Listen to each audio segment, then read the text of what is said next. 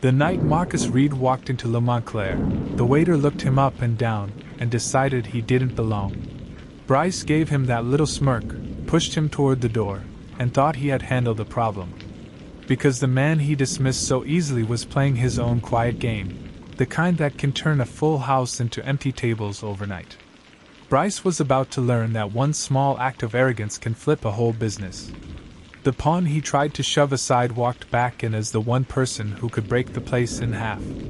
If you're watching this, hit subscribe and tell me where you're tuning in from. Let me walk you through how a simple dinner turned into a storm that took down a 5-star restaurant. And trust me, this story twists harder than a rope in a hurricane. It was a cold Thursday evening in New York. The kind of night where the streets glisten from a fresh rain, and expensive cars line up outside the city's most luxurious restaurants. Inside Le Montclair, the air smelled of truffle oil, seared steak, and an air of exclusivity. The place was buzzing with wealthy diners, men in tailored suits, women in silk dresses. And at the front, polishing wine glasses like he owned the place, stood Bryce, the head waiter. Tall, smug, and with a smile that was more like a sneer. That's when the door opened. A man walked in, mid-40s, clean-shaven, wearing a simple black turtleneck and jeans. Not flashy.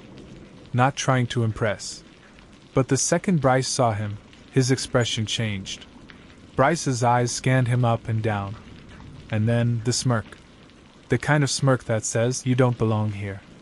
Bryce stepped forward before the man could even reach the host's stand. Sir, I think you're in the wrong place."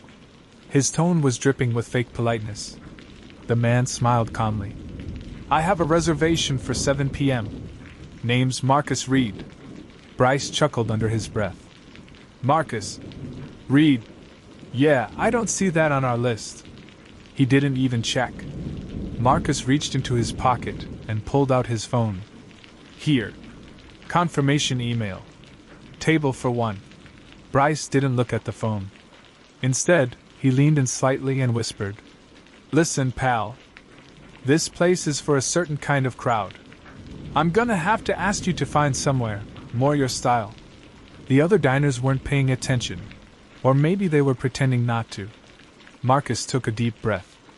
"Is that so?" Bryce's fake smile vanished. "That's so. Now, if you could see yourself out." Marcus didn't argue. He just nodded, turned, and walked out into the cold. Bryce shook his head and went back to polishing glasses, feeling proud of himself. Another situation handled. But what Bryce didn't know was that Marcus Reed was not just another customer. He was the most feared food critic in New York City. And his next review was going to change everything. The next evening, the staff at Le Montclair was buzzing. The owner, Mr. Duval, had been pacing all afternoon. "Everyone best behavior tonight," he said. "We have a VIP coming. The New York Times is sending its top food critic." Bryce's ears perked up. He pictured some old white man in a tuxedo, ready to be charmed by his hospitality. He had no idea. 7 p.m. sharp. The door opened, and in walked Marcus Reed. Same black turtleneck. Same calm expression. The restaurant went silent for a split second. Duval's face went pale. "Mr. Reed! Welcome!" He rushed over, practically bowing. Bryce froze. The blood drained from his face. This was the critic? Duval turned to his staff. "This man's opinion can make or break us. Bryce, you will personally serve him tonight." Bryce tried to smile, but his hands were shaking. Marcus met his eyes, and held the gaze for a moment too long. Then, that small, knowing smile. The kind of smile that says, "I remember exactly what you did." Bryce led Marcus to the best table in the house, right by the window with a perfect view of the city lights. He fumbled over the specials, spilt a little water when pouring it, and laughed nervously at his own mistakes. Marcus sat silently, studying every detail. The bread? Slightly stale. The wine? Served too warm. The main course? Overseasoned, almost trying too hard. And Bryce? Sweating bullets. Halfway through the meal, Marcus leaned forward. You know, I came here last night. Bryce's hands tightened around his pen. Oh? You did? Yes. But someone told me I didn't belong here. The words hung in the air like a blade. Bryce's mouth opened, but nothing came out. Marcus took a slow sip of wine, never breaking eye contact. 2 days later, the review dropped. It wasn't just a bad review. It was a career-ending review. Marcus wrote, Le Montclair hides behind fine linen and fancy plating, but beneath the surface lies a culture of arrogance, exclusion, and outdated prejudice. In a city that thrives on diversity, there is no room for gatekeepers who think they can decide who is worthy of a meal. The internet exploded. 1-star ratings poured in. Reservations were cancelled by the dozens. And Bryce? Gone. Fired before the week was over. But here's the twist. A week later, Marcus was sitting in a small coffee shop in Harlem. A young woman walked in, wearing the Le Montclair uniform. Her eyes were red from crying. She sat across from Marcus. Are you the reason I lost my job? I worked in the kitchen. I never treated you badly. But after your review, they let half the staff go. Marcus paused. And for the first time, he didn't have an answer. The next morning, the article dropped. It wasn't just a review. It was a takedown. Word for word, it painted the exact picture of what happened that night.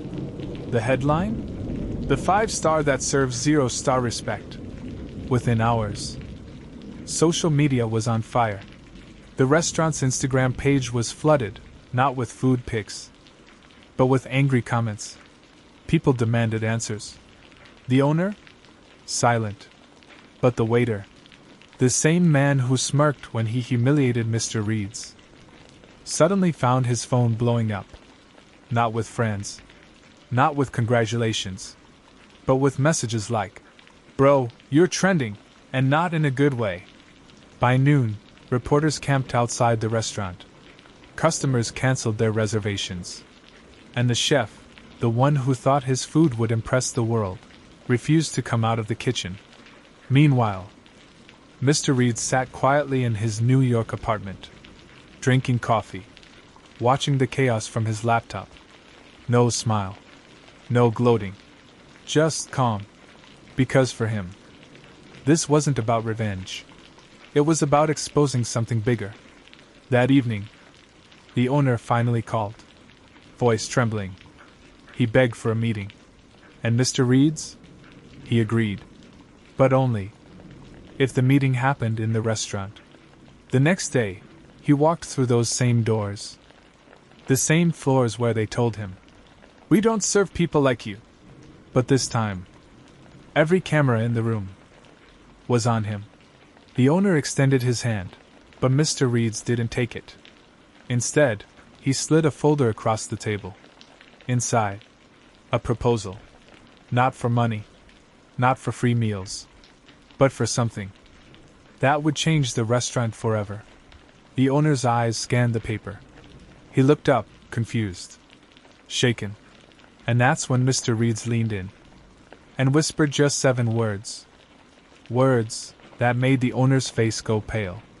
And what he said next would not only decide the fate of the restaurant, but expose a secret.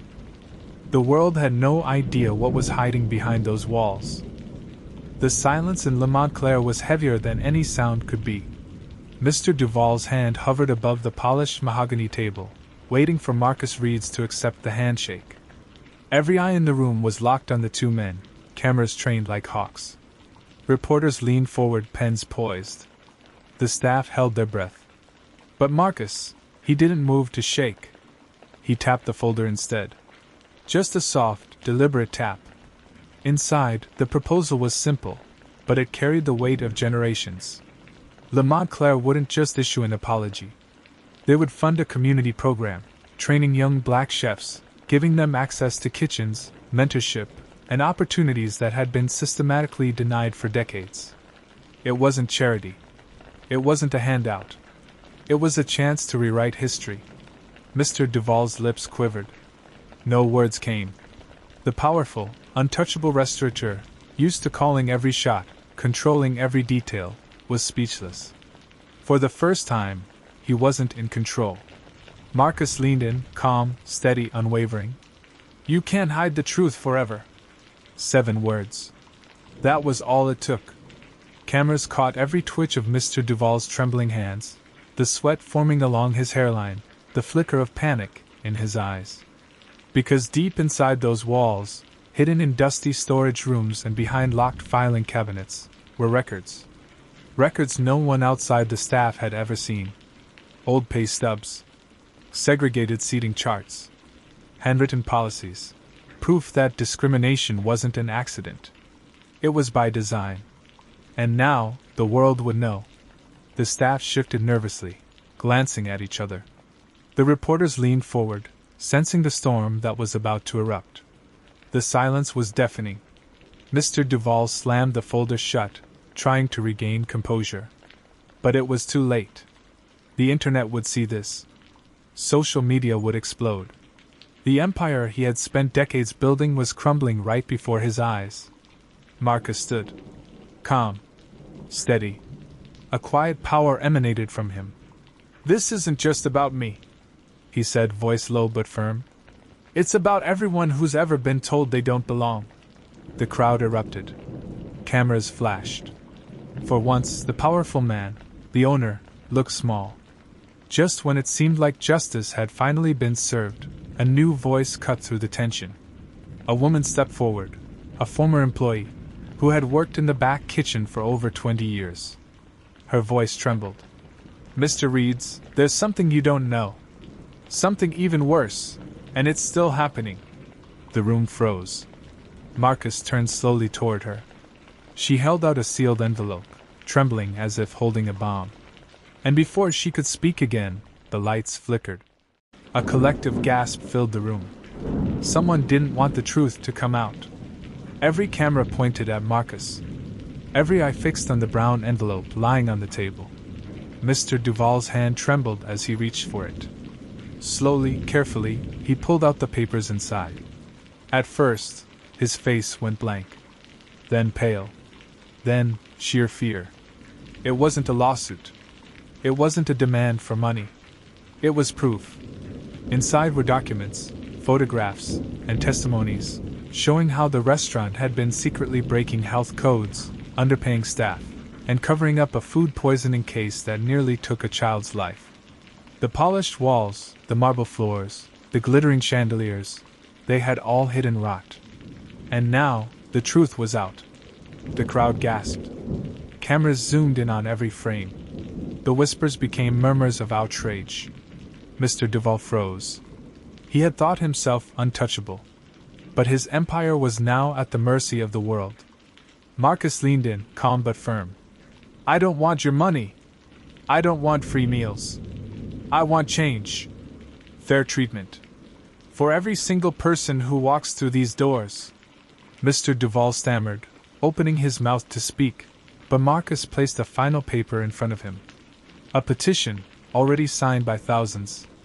The people were on his side. The truth was louder than the hate. The crowd erupted into cheers. Cameras flashed. For the first time, the underdog had flipped the script. Le Montclair could no longer deny him, or anyone else. Marcus stood. The roar of the crowd washed over him. He didn't need wealth, influence, or a title. He dared to speak the truth, and now, everyone was listening. And then, something shifted. From the corner of the room, a man sat quietly, watching, smirking. He leaned close to Mr. Duval and whispered something inaudible. Mr. Duval's face, once pale with fear, now twisted into a new expression. Not fear. Not shame.